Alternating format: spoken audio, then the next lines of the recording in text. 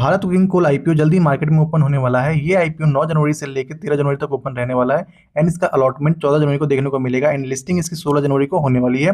इस आईपीओ का issue size 1071 crore का रहने वाला है at a valuation of 10,700 crore rupees. इस आईपीओ में आपको अच्छा खासा लिस्टिंग देखने को मिल सकता है।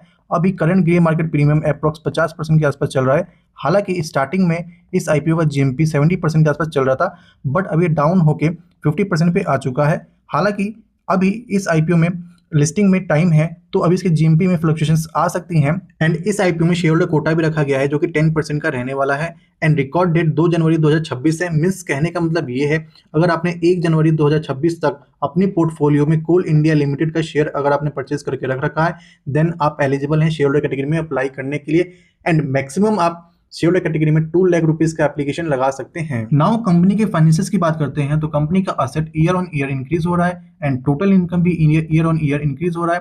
प्रॉफिट आफ्टर टैक्स की बात करते हैं तो 2023 में कंपनी का प्रॉफिट आफ्टर टैक्स 664 करोड़ का था, जो कि नेक्स्ट ईयर बढ़ के 1564 करोड़ का हो गया एंड नेक्स्ट ईयर ये प्रॉफिट आफ्टर टैक्स डिक्लाइन होता है जो कि 1240 करोड़ पे आ जाता है एंड फर्स्ट 2 क्वार्टर्स ऑफ 2025 में कंपनी ने 124 करोड़ का प्रॉफिट किया।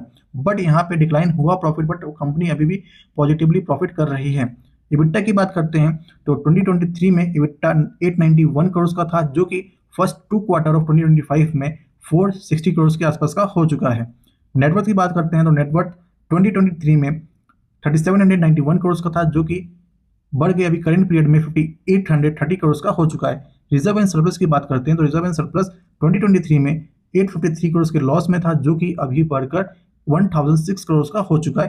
कंपनी के ऊपर बोरोइंग है जो कि 1559 करोड़ का है। नाउ की परफॉर्मेंस इंडिकेटर की बात करते हैं तो ROCE 30.13% का है, रिटर्न ऑन नेटवर्थ 20.83% का है and profit after tax margin 8.61% का रहने वाला है एंड इबिट्टा मार्जिन 16.36% का रहने वाला है।